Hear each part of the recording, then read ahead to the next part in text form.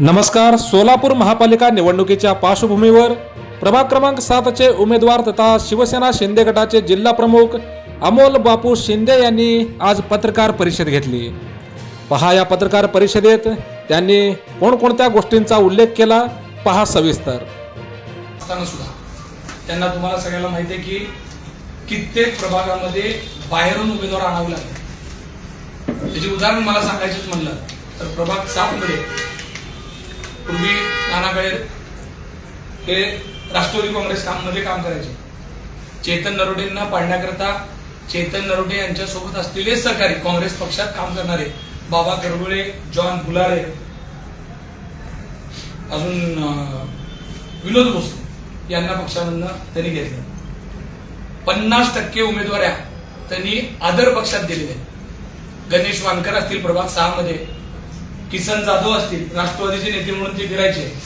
म्हणजे जिथं जिथं एखादा उमेदवार निवडून येण्याची क्षमता ठेवताय तर तिथं त्यांचा निष्ठावंत कार्यकर्ता बाजूला ठेवला आणि त्यांनी सांगायचं की आमच्याकडे 1200 मुलाखती झाल्या.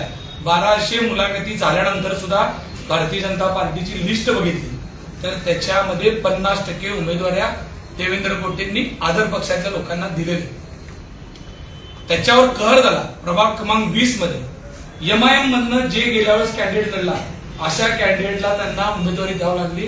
ह्यापेक्षा दुर्दैवाची गोष्ट, एकीकडे एमआयएमला कडाडून विरोध आहे अशा पद्धतीने बोलायचं आणि एमआयएम मधला कॅन्डिडेट तिथं बहुसंख्य मुस्लिम आहे आणि तिथं तो कॅन्डिडेट चालतंय. या गोष्टी लक्षात आल्यानंतर एमआयएमच्या कॅन्डिडेटला उमेदवारी द्यायची. ही दुतर्फी भूमिका निष्ठावंतांना तर आवडलीच नाही. पण तुम्हाला सगळ्याला माहित आहे की या उमेदवारांनी यांच्या हयातीमध्ये कधीच नरेंद्र मोदी साहेबांना नाना काळेंनी जर बटन दाबलं असेल तर नक्की भारतीय जनता पार्टीच्या कार्यकर्त्यांनी त्यांचं काम करा. उभ्या आयुष्यात देवेंद्रजींचं काम जर नाना काळेंनी किंवा या लोकांनी एकदा जरी केलं असेल तर, पण मी तुम्हाला माहित आहे आम्ही युतीमध्ये असल्यापासून नरेंद्र मोदी साहेबांचंही आम्ही काम केलं, एकनाथजी शिंदे साहेबांचं युतीत विधानसभेला काम केलं, देवेंद्रजींचं पण काम केलं. म्हणजे ज्यांनी आयुष्यभर पार्ट्यांना शिव्या दिल्या, भाजपला शिव्या घातल्या, भाजपचं काम करणाऱ्या कार्यकर्त्याला त्रास दिला, त्यांना कित्येक ठिकाणी मारहाण केली, दमदाटी केली, अशाला बक्षिसी म्हणून देण्याचं काम त्यांनी केलेलं. हा विषय राहिला त्यांच्या पक्षातला. पण खास करून त्यांनी ज्या पद्धतीनं प्रभाग 7 मध्ये मराठा समाजाचं नेतृत्व असलेलं संतोष भाऊ पवार, तुम्हाला माहित आहे आज राष्ट्रवादी काँग्रेसचा नेता म्हणून ते शहरभर फिरतात.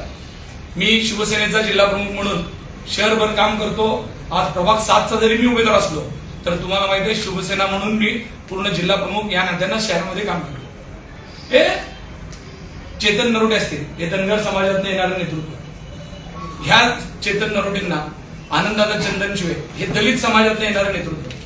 हे नेतृत्व बाहेर आलं नाही पाहिजे, या नेतृत्वाला दाबून टाकायचं हे कोटे परिवार कायम करत आलेलं आहे. ह्याचं उदाहरण आपण बघितलं.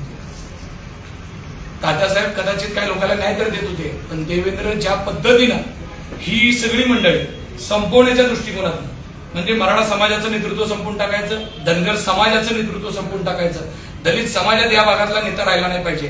कोण जे कुणी असतील ते त्यांच्या घरी पाणी भरत असेल तर त्याला नेता म्हणून फिरता येईल, अन्यथा कुणालाही तिथं काम करण्याची संधी देणार नाही. इतक्या क्रूर भावनेत यांनी इथं राजकारण करण्याचा प्रयत्न याआधी केला. तुम्हाला माहित आहे या भागात सगळ्यात तालमीचं राजकारण करत असताना एकदा 2007ला 12ला राजाभाऊ खराडेंना पत्रा तालमीला वापरलं. 2017ला मंगळवार तालीम आम्हाला सगळ्याला कोटेंनी वापरलं, देवेंद्रनी वापरलं आणि आता पुन्हा एकदा नाना काळेंना वापरून पुन्हा माझ्याशी त्रास देण्याचं काम सुरू आहे. म्हणजे जर नाना काळेंना त्रास आज निवडून आणायचं असेल तर मागच्या इलेक्शन मध्ये 17ला तरी कुणाला पाडलंय? नाना काळेंना पाडण्यामध्ये देवेंद्रचाच हात आहे, बरोबर ना? आमच्यावर होते त्यांनी. मग आता कुठून तुम्हाला समाजावर प्रेम आहे? जाणून बुजून समाजाची मोठी संस्था सपाटे साहेबांची जी शिवाजी महाराज प्रशाला शाळा आहे त्या शाळेला सुद्धा देवेंद्रजींकडे प्रशासक लावण्याकरता जन प्रचार. म्हणजे समाजातला माणूस समाजात ठेवायचा नाही, समाजातल्या व्यक्तीला मोठं तर होऊ द्यायचंच नाही, पण ज्या काही संस्था आहेत त्याही त्याच्यावर प्रशासक बसवून समाजाच्या संस्था गिळून करण्याचं काम देवेंद्र कोटे करण्याचा प्रयत्न करतात. आणि आता त्यांना राजकारणासाठी जी मंडळी लागते त्या मंडळींना हाताशी धरायचं, त्यांना लागणाऱ्या लोकांना ताकद देण्याचा प्रयत्न करायचा आणि त्यांना नकोस झालेल्या माणसाला पूर्ण संपवून टाकायचं, अशा पद्धतीचं राजकारण चालू आहे. माझ्या पक्षात परवाच काही मंडळींनी प्रभाग 7 मधल्या प्रवेश केला. 3 दिवस ते माझ्यासोबत फिरले, माझ्यावर रॅलीत होते, माझ्यावर फिरले. लोकशाहीत इलेक्शन झाला तर त्यांना कुणी अडवायला नाही पाहिजे होतं, पण दुसऱ्या दिवशी पोलिसांनी त्यांना घेऊन गेले, तिथं दिवसभर बसवलं, काही कारवाई केली नाही केली. परत दुसऱ्या दिवशी सांगितलं उद्या सकाळी 8 वाजता येऊन बसायचं. त्या पोराचा प्रवेश करून काल रॅलीमध्ये त्यांना फिरवण्याचं काम झालं. समाजाचं सांगायचं तर काल तुम्ही बघितले असेल त्यांच्या रॅलीमध्ये एकीकडे बाराबंदी घालून ते शिवसेना पक्षाला विरोध करण्यासाठी भारतीय जनता पार्टीचा प्रचार उमेदवारांबरोबर बाराबंदी घालून ठेवली. बाराबंदी कधी घालतो? सिद्धरामेश्वरच्या यात्रेत त्यासाठी खूप महत्वाची पवित्रता आहे. ते घालून त्यांना कुणाला खुश करायचं होतं? लिंगायत समाजाला खुश करायचं होतं. लिंगायत समाजाचं नेतृत्व उत्तर मधलं संपवण्यासाठी रात्रभर षड्यंत्र करत बसणारी तुम्ही मंडळी, लिंगायत समाजाला तुम्ही काय बाराबंदी घालून खुश होणार आहे? जो समाज इथले सगळी व्यवस्था चालू शकते एवढी शक्ती असलेला समाज आहे आणि त्याला तुम्ही काही वेडवेड समजता? कळत नाही लोकांना उत्तरचं नेतृत्व संपवण्यासाठी तुम्ही काय काय गोष्टी करता. उत्तर मधून तुम्हाला उत्तरमध्ये यायचं मध्य सोडून पुढच्या वर्षी, म्हणून तुम्ही आज काय काय गोष्टींवर प्लॅनिंग करताय. हे सगळ्या समाजाला सगळ्या गोष्टी कळलेल्या आहेत. मुस्लिम समाजाला तुम्ही ज्या पद्धतीने एकीकडे द्वेष भावनेतनं बोलायचं आणि रात्रीतनं जाऊन त्यांच्या पुढाऱ्यांच्या पाया पडायचं, त्यांना सांगायचं की ते ठीक आहे, मी काय गोष्टीसाठी केलंय. तुमच्या उमेदवारांना रात्रभर पाठवायचं की जावा तुम्ही कॉम्प्रोमाइज करा, तुमच्यासाठी वैयक्तिक मत मागा आणि जाहीर समोर कॅमेरा समोर मुस्लिम समाजाचा द्वेष करायचा. म्हणजे ही भूमिका सगळ्यांच्या लक्षात आली. शेवटच्या दिवशी मला हेच लोकांना लक्षात आणून द्यायचं आहे की आपण आता कुणाच्या पाठीमागे राहणार.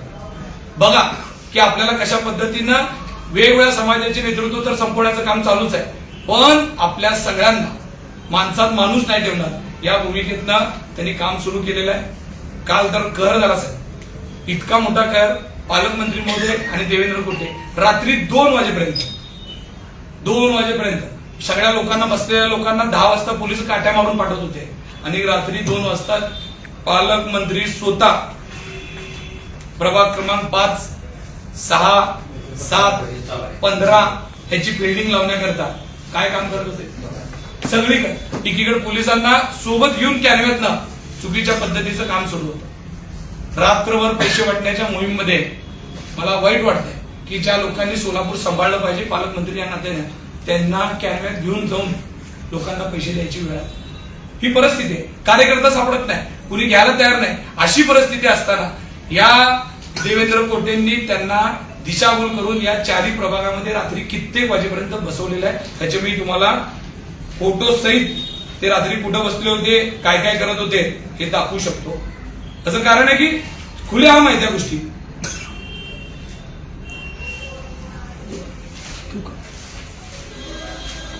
बघा, पालकमंत्री स्टँड एरियामध्ये पान टपरीवर बसून दोन्ही प्रभागाची फिल्डिंग लावत बसले.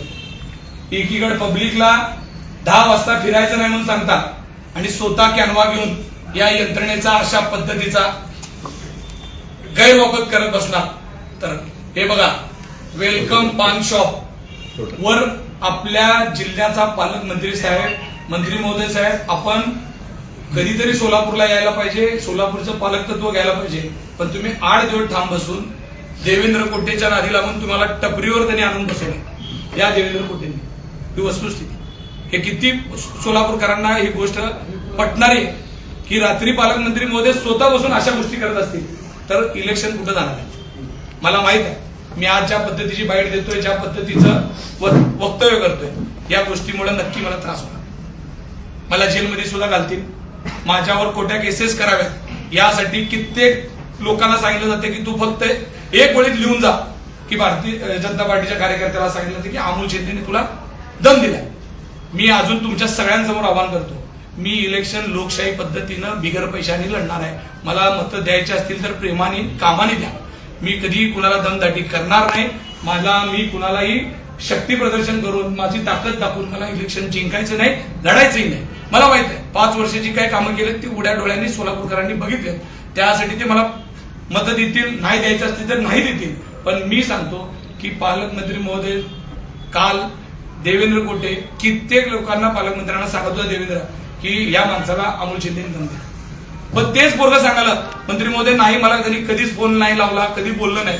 असं असताना सुद्धा माझ्यावर एक ओळीची फिर्याद देऊन मला उद्या यंत्रणेचं बाहेर काढण्याचं मोठं षडयंत्र रचलेलं.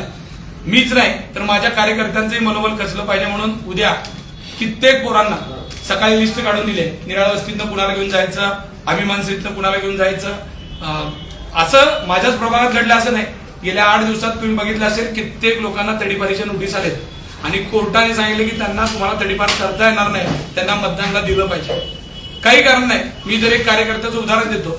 2009ला गुन्हा दाखल झालाय शेवटचा, त्याचा 2009 नंतर एकही गुन्हा नाही. त्या पोराला दिवसभर बसवलंय आणि रात्री सांगितलं 107ची नोटीस देऊन त्याला पाठवलंय.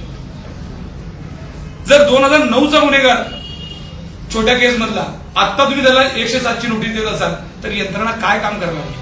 मग असं जर इलेक्शन घ्यायचं आहे तर मी मागं पण सांगितलंय तुम्ही यादी घ्या आणि डिक्लेअर करून टाका ना. प्रभाग क्रमांक 9 मध्ये काय घडलं? प्रभाग क्रमांक 9 मध्ये राष्ट्रवादी काँग्रेसचा उमेदवार डायरेक्ट भारतीय जनता पार्टीच्या उमेदवाराला पाठिंबा देतो. कसं होऊ शकतं? काय त्याला 2च गोष्टी केल्या असतील. त्याला एकतर दहशत दिली असेल किंवा लक्ष्मी दर्शन केलं असेल. लक्ष्मी दर्शन झाल्याशिवाय किंवा दहशती या दोन्ही शिवाय उमेदवारी भरलेला फिरत फिरत असताना तुमचा भाजपचा शेला घालून फिरायला लागला. ह्याच्यात काय घ्यायचं? प्रत्येक ठिकाणी हे चालू आहे. मी प्रभाग 7चं जरी उदाहरण देत असलो तरी ही गोष्ट सगळीकडे चालू आहे. सोलापुरात आम्ही बोलणारी माणसं समोर येऊन आम्हाला काय त्रास झाला तरी आम्ही समोर येऊन हिमतीने बोलण्याची प्रयत्न करतो. पण मला माहित आहे बीडी घरकुल पासून ते सोलापूरच्या शेवट टोक्यापर्यंतचा माणूस कॅमेरा समोर येऊन बोलणार नाही, त्याला होत असलेला त्रास सांगणार नाही. त्या सगळ्यांच्या व्यथा मी सांगण्याचे हा त्रास मला एकट्याला नाही, कित्येक उमेदवारांच्या भावाला नेले, कित्येक उमेदवारांच्या परिपाहुण्यांना नेत आहेत. आमच्या रॅलीत काम केला फिरला की सकाळी पोलीस घेऊन जाय, दुपारी पोलीस त्याला दिवसभर बसू देत सोडतो. मग असं जर इलेक्शन होणार असेल तर आपल्याला कसं उद्याची यंत्रणा करायची? मला एक हे आहे की उद्या जर मला विनाकारण अटक झाली तर तुम्ही पत्रकार बांधवांना विनंती आहे की माझ्या घरच्यांना घेऊन आपलं इलेक्शन करा. कारण मला माहित आहे की उद्या काय करणार आहे. उद्या सकाळी करतील. मी जर जाहीर सांगितलंय पोरांना साधी पॉम्पलेट सुद्धा खिशात घेऊन फिरू नका, कारण तुमच्याच पॉम्पलेट मध्ये आमच्याच पोरांना पकडून सांगतील की तुमचे पैसे सापडले तर चला तुम्ही आपले पैसे कोण वाटायला लागलाय, कोण दहशतीच्या वातावरणात इलेक्शन करायलाय, सगळ्याला पूर्ण लक्षात आलंय. पण मी म्हणत होतो की काही लोक समोर येऊन बोलतील, काही लोकांना असं वाटेल की या सगळ्यांसमोर. पण मला नाईलाज झाला. मी ह्यांना घाबरलेलो नाही आहे, पण मला खरं चित्र लोकांसमोर आलं पाहिजे या मानसिकतेतनं मी ही सगळी गोष्ट तुमच्या समोर आणतोय. बाकी मला एवढं सांगायचं की लोकशाही पद्धतीनं सोलापूरचं इलेक्शन व्हायला पाहिजे होतं, अपेक्षित आहे. ज्या पद्धतीनं सांगोल्यात शहाजी बापूंना त्रास दिला त्याच पद्धतीने सोलापुरात अमोल बापूला त्रास देण्याची यंत्रणा चालू आहे. बापू, तुम्ही याबद्दल तुमच्या नेत्यांना